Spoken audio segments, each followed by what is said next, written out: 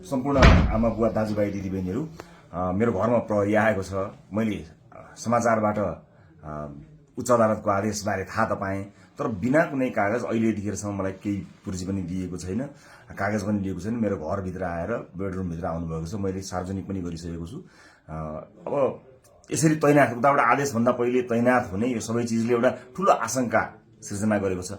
मैले सम्मानित अदालतको आदेशलाई सधैँ मानेकै छु, कानूनलाई मानेकै छु। म पहिला पनि आफै उपस्थित हुन गएको हुँ, अहिले पनि सार्वजनिक गरेकै छु। तर यो राज्य आतंक, यो धरपकड ममाथि के कारणले भइरहेको छ मैले बुझ्न सकेको छैन।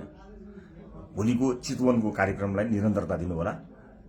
मलाई लागेको थियो म केही कुरा भन्छु भनेर, तर जुन तरिकाले अहिले यो सामान्य अभ्यासभन्दा पर गएर जबरजस्ती गर्ने कोसिस बिना कागजपत्र छ होला, ल्याउनु पनि हुन्छ होला, ल्याउन सकिने पनि थियो। त्यो लिएर आएर लैजान सकिन्थ्यो, भोलि ल्याउन सकिन्थ्यो। घरै पनि अझै कागज बोकीवरी प्रक्रिया मेरो लागि कुनै प्रक्रिया पूरा गर्न मानेको छैन। आतंकित बनाएर घरभित्र प्रहरी छिरेको छ।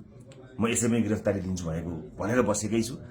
जे होस्, आम नागरिकले सब चिज हेरिरहेका छन् भन्ने मलाई विश्वास छ।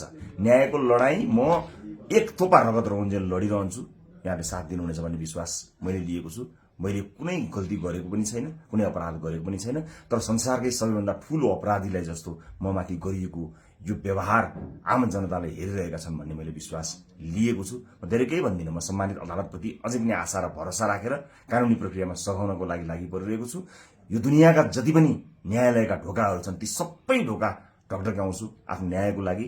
र मलाई थाहा छ यहाँहरूले सबै कुराको साक्षी बसेर हेरिरहनु भएको छ होला भन्ने मैले विश्वास लिएको छु।